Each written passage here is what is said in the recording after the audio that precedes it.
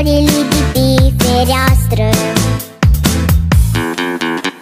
În rest ce-o rămas în sticlă i-am turnat și lui pisică. Nu știu floarea ce-o se simte, dar pisica da cântă. Și noi cântăm cu dânsea. Hopa, țunia, țunia, hopa,